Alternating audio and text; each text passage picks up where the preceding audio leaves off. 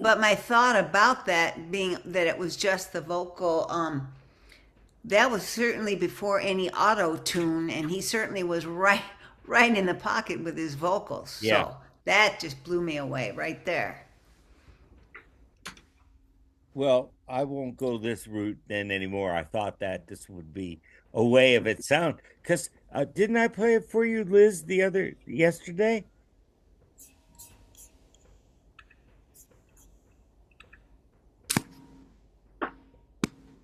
Um, no, I think you just had, I gosh, played, yeah, I played it and you said that it sounded okay. yeah, But but I today it don't didn't remember. sound that way. Yeah, I don't remember it being that song. Well, and oh, maybe it was a different song. Anyway, whatever it is, this is part of my learning curve. This will be edited out and I'll put in the real, I'll upload the real one. Okay, it's more work for me, but no problem. Anyway, uh, we're talking about uh, Ray Charles genre bust, his uh, rendition of the Beatles song Eleanor Rigby. What did you think? He made it his own, like he did everything else. Way different take, but without hearing the music, it was more like somebody preaching. Oh, right. Yeah. Um, Aretha Franklin also covered that. Yes.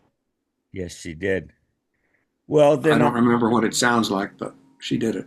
I'll recommend that on your own. You guys look that up online.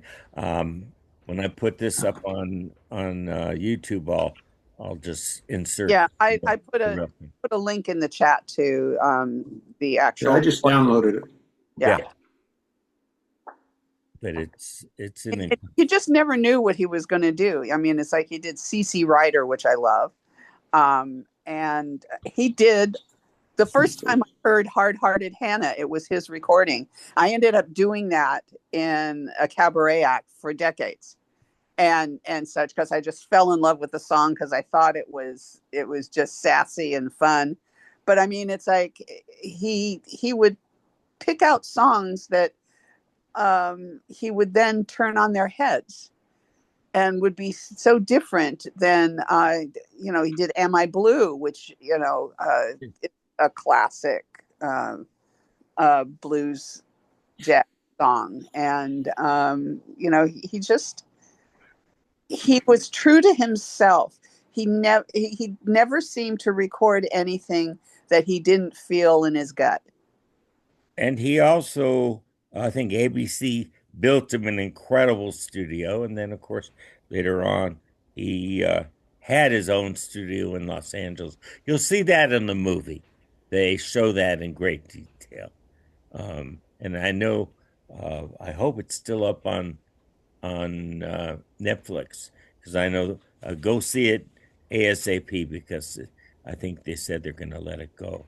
Didn't Fox get Best Actor Yes, Oscar for that? yes, he Yeah. won the Oscar, and they won another Oscar too. I forget what it was for, but uh, it was a very successful movie, and I saw it originally as part of NARAS because it was a Right. NARAS event that I went to, and Jamie Foxx was there, and the director, and it was a Q&A, and I was right there at sort of like a premiere before it came out. So it was very exciting. And then seeing it 20 years later, I could, without all the fanfare, boy, did I just loved that movie. It really um, shed a lot of life, a lot of light on his life, both good, bad, and redemption. Yeah, they didn't try to sugarcoat Yes, yeah. the bad parts and some of his trials and tribulations and his infidelity and all of that kind And of the stuff. drugs and the just Yeah, they destruction. didn't try to make him, to whitewash um, the the incidents in his life or his failings as well as Yeah, his accomplishments. Unlike all of the music about the songwriters that were done in the 40s and 50s, that it's were like, photoshopped, right? yeah, it's like, hi, Photographs. Cole Porter, but we're not going to say anything about him being gay, you know, Exactly. you know, and such. So I mean, it. I think the film itself, they did it with integrity. They showed how he got started. They showed his tough life to begin with, and all of the things in his fame and his falling down, but then his eventual reemergence and redemption of sorts. You know, that people don't focus on those aspects of his life. They focus on his artistry and his contribution to the music world, and I think that's the way it should be. You know, because I guarantee that every single one of us has something in our past that we go, oh, There's I a hope few nobody, skeletons, of you course. know, I hope nobody ever knows about that. You know, I wrote it all down in a tell-all novel that was a it wasn't a complete documentary of my life. It was but it was fictionalized, but the arc of the story was mine. My worst deeds are there in the book. I have nothing to hide anymore. No one can blackmail me for anything, and I don't do any of that stuff anymore anyway. So, but that was the time we lived in too, because you know, I was very lucky that I escaped a lot of that.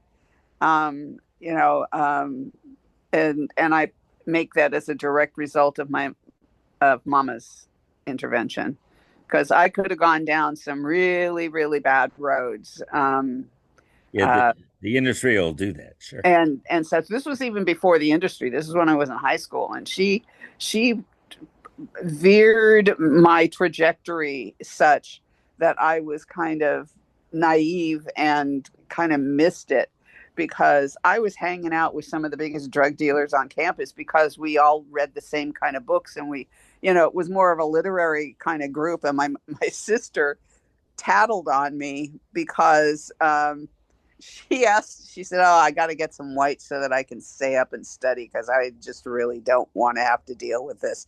And so I went, oh, my friend Kat at school can get those to you, and let me find, you know. So I did this transaction for her so she could stay up and study. And then she went directly to our mother and said, you know where I got these? Mhm.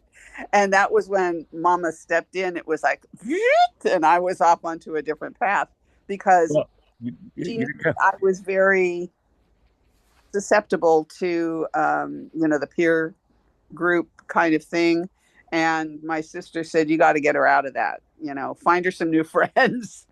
well, one thing that the film does, and it even ends with an image.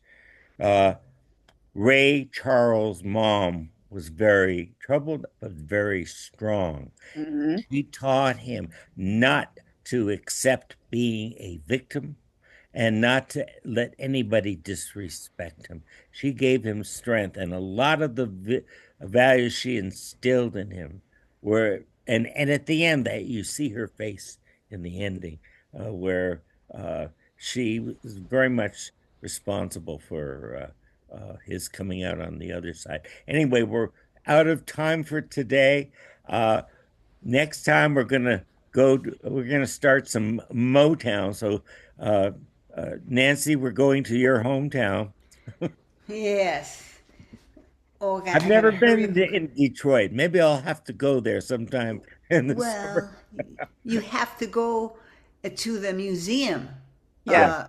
That is just absolutely amazing. So, yes, you must go there. And it's changed, and restaurants and all kinds of great, wonderful things go on there. It's Yeah, it's great. had a rebirth. I know that. Yes, it has. It has. You know, just the way that Kansas City, because they've got the Negro League Museum that's also attached to the Jazz Museum there, and such, an incredible experience there, you know, and such. I really love the fact that we're seeing more of that happening, that's paying homage to the greatness of the Black artists, the Black athletes, the early ones, and such. And it's, really coming out that a lot of our foundations are within those communities, and they were glossed over for so long, and it's great. It's great to see.